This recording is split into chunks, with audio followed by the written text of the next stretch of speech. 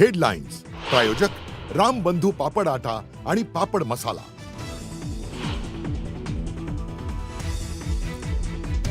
इस्रायलकडून तेहरानमधील अनेक तेल डेपोंवर हल्ले, आजूबाजूच्या परिसरामध्ये पसरले धुरांचे लोट, नागरिकांमध्ये भीतीचं वातावरण। जय पवारांची उद्याची नियोजित पत्रकार परिषद पुढे ढकलली। अजित पवारांच्या विमान अपघातासंदर्भात घेणार होते पत्रकार परिषद।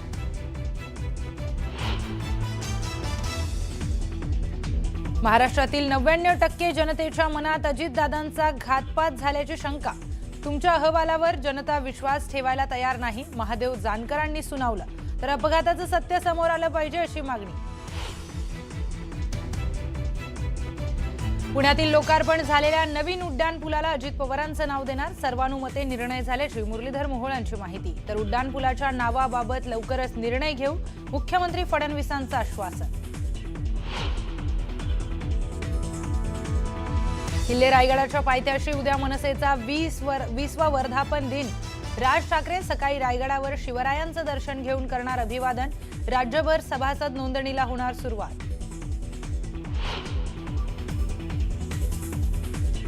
पिंपरी चिंचवडमध्ये सायली उर्फ अतिझाची घर वापसी। मुस्लिम तरुणाशी लग्न केल्यानंतर छळ झाल्याचा सायलीचा आरोप। तक्रारीची पोलिसांनी दखल न घेतल्याचाही दावा। शिरूरच्या चव्हाणवाडीमध्ये भंगाराच्या गोदामाला भीषण आग, आगीच मोठ्या प्रमाणामध्ये आर्थिक नुकसान, आगीचं कारण अद्याप स्पष्ट।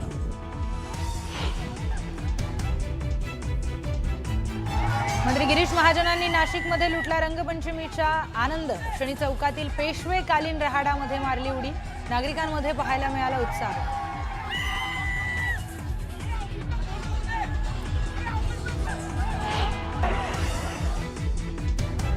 लाखो भाविकांच्या उपस्थितीमध्ये सातारा जिल्ह्यातल्या बावधन इथल्या बगाड यात्रेला उत्साहात सुरुवात। यावर्षी बगाड्याचा मान विठ्ठल कदम यांना।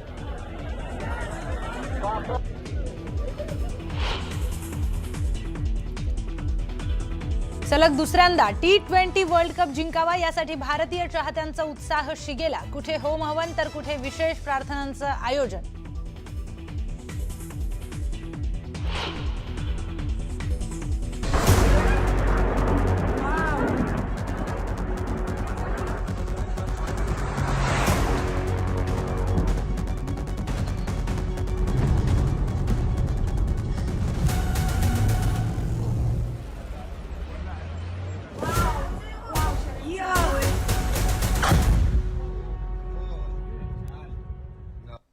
नमस्कार, मी प्रियंका लाठी, आपण पाहताय न्यूज 18 मराठी।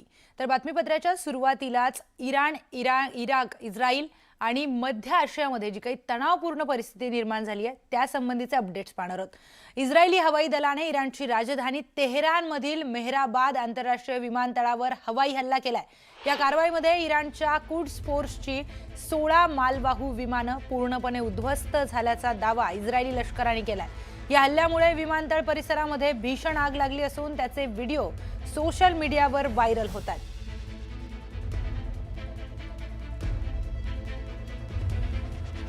तर मेहराबाद विमानतळावर हा मिसाईलने अटॅक झालाय। इस्रायलच्या निशाण्यावर आता थेट तेहरान शहर आलंय। तेहरान शहरावर सतत हल्ले करण्यात येत आहेत, सतत मिसाईल डागण्यात येत आहेत। मेहराबादचं हे विमानतळ आता मिसाईलच्या लक्षावर आलं आणि हे मिसाईल मेहराबादच्या या विमानतळावर डागण्यात आले। इस्रायली विशेष दलाने शनिवारी रात्री पूर्व लेबनॉनमध्ये एक धाडसी गुप्त मोहीम राबवली। सुमारे 40 वर्षांपूर्वी बेपत्ता झालेल्या रॉन अराद या इस्रायली वैमानिकांच्या अवशेषांचा शोध घेण्यासाठी ही मोहीम आखण्यात आली होती। मात्र रात्रभर चाललेल्या भीषण चकमकीनंतर इस्रायलच्या हाती काहीही लागलं नसल्याचं लष्कराने स्पष्ट केलंय।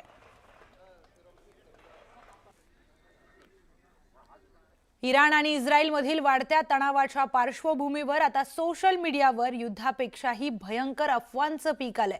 शनिवारी रात्री एका पॅरोडी सोशल मीडिया हँडलवरून अमेरिकेची स्वतःचीच युद्धनौका नष्ट करण्यात आल्याचा दावा करण्यात आला, ज्यामुळे काही काळ खळबळ उडाली। मात्र अधिकृत सूत्रांनी या वृत्ताला कोणताही दुजोरा दिला नाही।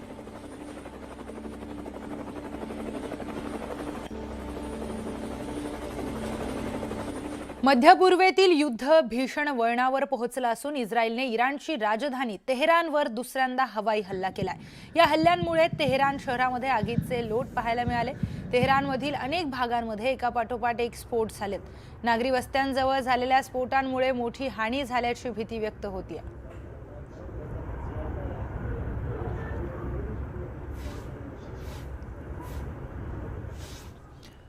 तर कुवेत सिटीमध्ये रविवारी पहाटे एका उंच इमारतीमध्ये भीषण आग लागल्याची घटना घडली। या आगीतून उसळणाऱ्या ज्वाळांचा व्हिडिओ समोर आलाय। आगीचं नेमकं कारण काय याचा अद्याप स्पष्टता झाली नाही, तरी हा हल्ला इराणकडून करण्यात आलेल्या ड्रोनने झाल्याची माहिती समोर आली आहे।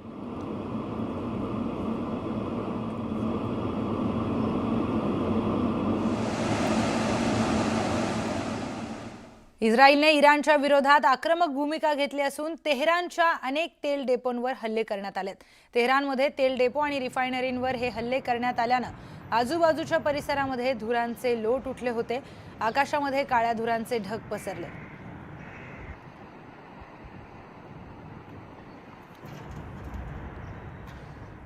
इराण आणि इस्रायल अमेरिका यांच्यातील युद्ध आता अधिक तीव्र झालंय। इस्रायलच्या हल्ल्यांना इराण प्रत्युत्तर देत आहे, तर इराणही इस्रायल आणि अमेरिकेला जोरदार उत्तर देत आहे। या हल्ल्यांमध्ये काही ठिकाणी विमानतळ उद्ध्वस्त झालेत, तर काही ठिकाणी तेल कंपन्यांचे गोदाम हे आगीमध्ये जळून खाक झालेत।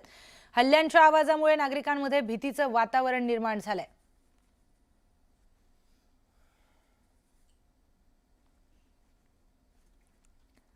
तर इस्रायल आणि अमेरिका यांनी संयुक्तपणे इराणवर हा हल्ला केलाय आणि याच हल्ल्याचं प्रत्युत्तर अगदी काही तासांमध्ये इराणने द्यायला सुरुवात केली। मिसाईल आणि ड्रोन हल्ल्यांनी मध्य पूर्वेतला तणाव हा शिगेला पोहोचल्याचं पाहायला मिळालं। तर हल्ल्यांचे आवाज आणि नागरिकांमध्ये भीती या भागामध्ये दिसून येते। तर या आखाती देशांमध्ये तणावपूर्ण परिस्थिती या हल्ल्यांमुळे निर्माण झाली आहे।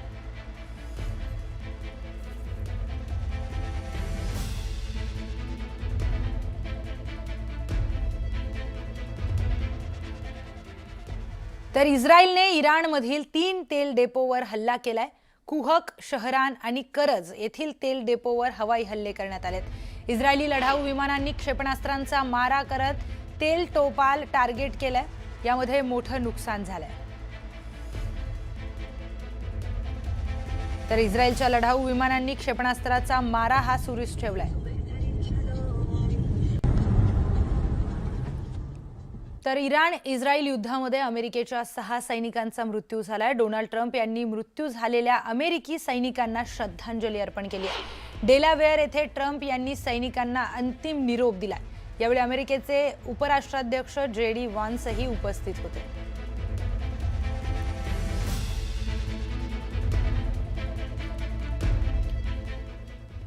तर इराणने इस्रायलवर हवाई हल्ला केलाय, मात्र इस्रायलच्या संरक्षण प्रणालीने इराणचे अनेक क्षेपणास्त्र हवेतच नष्ट करत हवाई हल्ला रोखलाय। इराणच्या अनेक मिसाईल्स इस्रायलने उद्ध्वस्त केल्या आहेत।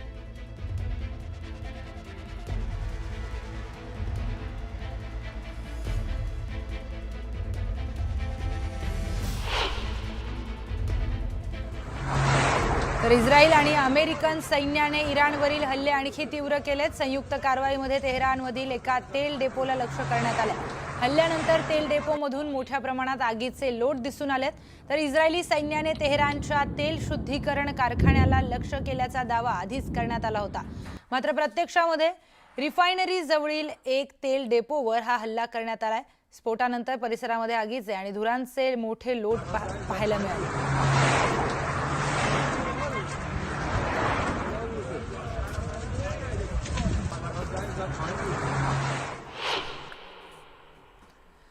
तर आखाती देशांनी माफी मागितल्यानंतरही इराणनं काल रात्री उशिरा दुबईवर पुन्हा ड्रोन हल्ला केलाय। दुबईच्या एअर डिफेन्स सिस्टमनं हा हल्ला हाणून पाडला, मात्र या एरियल इंटरसेप्शन दरम्यान पडलेल्या मलब्यामध्ये कार सापडली। यामध्ये पाकिस्तानी मूळच्या एका चालकाचा मृत्यू झालाय, तर UAE कडून याची पुष्टीही करण्यात आली आहे। दुसरीकडे इराणी ड्रोननं दुबईच्या प्रसिद्ध मरीना टॉवरलाही लक्ष्य केलं, मात्र एअर डिफेन्सने हा हल्लाही यशस्वीपणे हाणून पाडला।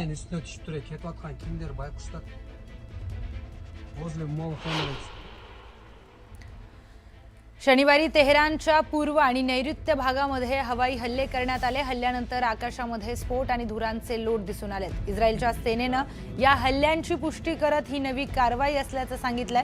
दरम्यान इराणवर आता आणखी जोरदार हल्ले होऊ शकतात असा इशारा डोनाल्ड ट्रम्प यांनी सोशल मीडियावर दिलाय. यापूर्वी इस्रायलच्या सैन्यानं दावा केला होता की त्यांनी तेहरानमधील एका अशा विमानतळावर हल्ला केलाय ज्याचा वापर इराण मध्य पूर्वेतील आपल्या समर्थित उग्रवादी गटांना शस्त्र पोहोचवण्यासाठी करत होता.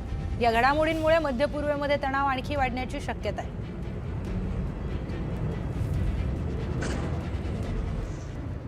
तर इराणवरील अमेरिका इस्रायली हल्ल्यांबाबत एक गंभीर दावा करण्यात आला. या हल्ल्यांमध्ये इराणमध्ये 1484 लोकांचा मृत्यू झाल्याचा दावा करण्यात आलाय. तर 1300हून अधिक हल्ल्यांमध्ये 14 वैद्यकीय केंद्रांनाही लक्ष्य करण्यात आलं होतं, ज्यामुळे अनेक भागात पाणी आणि वीज पुरवठा खंडित झाला होता अशी ही माहिती. तसेच 300 इराणी क्षेपणास्त्र प्रक्षेपक नष्ट केल्याचा दावाही करण्यात आलाय. तर कुवेत, बहरीन आणि UAE मधील 20 अमेरिकन तळांना नुकसान पोहोचवल्याचा दावा इराणकडून करण्यात आलाय. इस्रायलच्या हल्ल्यामध्ये इराणचं एअर डिफेन्स सिस्टम उद्ध्वस्त झालाय. इराणच्या एअर डिफेन्स सिस्टमवर मोठा हल्ला केल्याचा दावा इस्रायलकडून करण्यात आलाय. IRGCच्या सिच्युएशन रूमला इस्रायलकडून लक्ष्य करण्यात आलं. या व्यतिरिक्त बॅलिस्टिक क्षेपणास्त्र निर्मिती कारखान्यांवर आणि अनेक कमांड सेंटरवर हल्ले करण्यात आले. या हल्ल्यांमुळे इराणच्या हवाई संरक्षणाचा कणा मोडला गेल्याचा दावा करण्यात आलाय.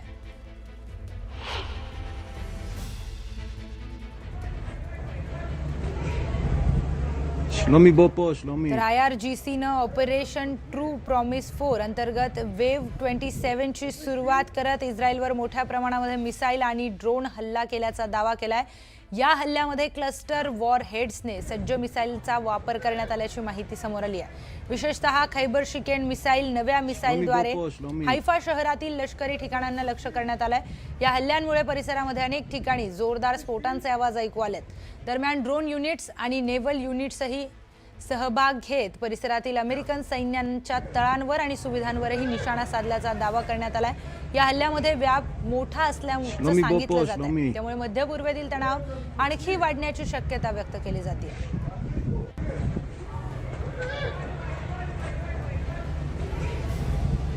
श्लोमी बोपो श्लोमी.